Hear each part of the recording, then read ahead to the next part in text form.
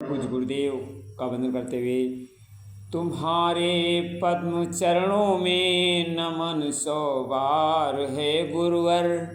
कृपा की एक किरण दे दो, दुखी संसार है गुरुवर, दुखी संसार है गुरुवर।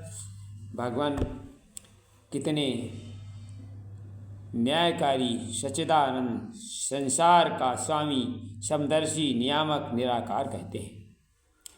जो विश्व की आत्मा है उस विश्व को के उस ब्रह्म के समस्त नामों में श्रेष्ठ है।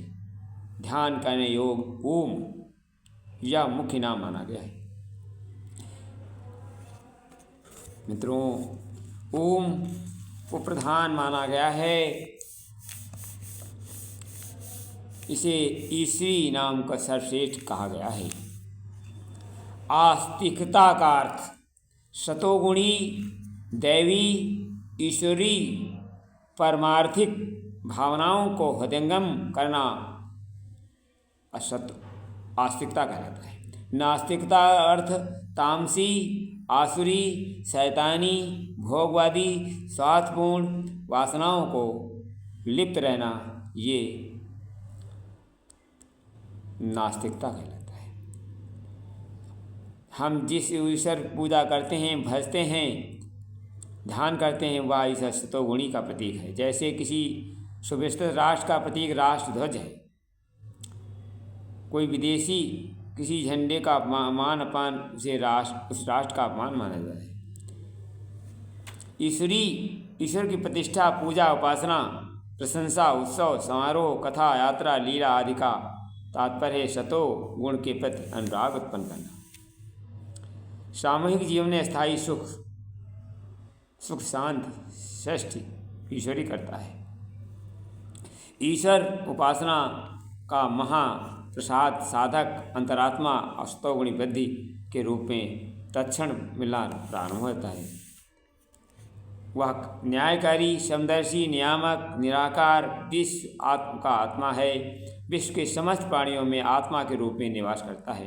मन, बुद्धि, चित्त, अहंकार, अंतःकरण में चतुष्ट विकृत हो जाने पर अज्ञान, माया का स्वार्थ भोग मैल जाने से मनुष्य कुविचारों और कुकर्मों में ग्रस्त होता है। हम सब भगवान कहते हैं, गीता में भगवान कहते हैं, सब लोग भगवान की शरण में आ जाएं तो पापों से मुक्त हो जाएंगे। क्योंकि भगवान हर एक आत्मा में निवास करता है, इसलिए किसी व्यक्ति को मूलतः दुष्ट नहीं मानना चाहिए, न उसके द्वेष को करना चाहिए। दुष्ट विचारों को, कार्यों को हमारा द्वेष होना चाहिए। ऐसा प्रयत्न करना चाहिए दुष्टता को मिटाकर दुष्ट मनुष्य को सज्जन बनाने का प्रयास करना चाहिए। ईश्वर सर्वव्यापी है, इसलिए वह एक देशी नहीं हो सकता, वह परमात्मा स्वरूप, इसलिए निराकार, फिर भी सब में यह सब पसरा उसी का समाया हुआ है। महापुरुषों में विशेष कलाएं, विशेष शक्तियाँ होती थीं, उन्हीं कलाओं के कारण अवतार कहलाते। परशुराम जी में 3 कला थी, राम में 12 कलाएं, कृष्ण में 16 कलाएं बताई गई हैं। एक ही समय में कई अवतार पुरुष हो सकते हैं। रामचंद्र और परशुराम एक ही समय में 2 अवतार थे। गीता के अनुसार जब जब धर्म की वृद्धि होती है, धर्म स्थापना होती है, तो अवतारी पुरुष अकेले ही सब कुछ नहीं करते, परंतु जनता के नवीन विचार उत्साह देकर जागृत करते हैं और अनेक सहयोगियों के माध्यम से ईश्वर उद्देश्य पूर्ति के लिए करते हैं। कृष्ण द्वारा कौरवों द्वारा नाश, राम द्वारा राक्षसों का नाश अकेले नहीं किया गया था, वरन उनके विरुद्ध अपार जन समूह लड़ा था। इसलिए इस समय हमें अपने पावन गुरुदेव के साथ में आ जाना चाहिए और उनका नमन करते हुए आगे बढ़ना चाहिए। क्योंकि पावन गुरुदेव का नमन करते हुए हम आगे उच्च शिखर पर पहुँच सकते हैं। कृपा से आपकी नद भी सुपावन नीर बन जाता, कृपा पाकर मरुस्थल भी गंगा तीर बन जाता।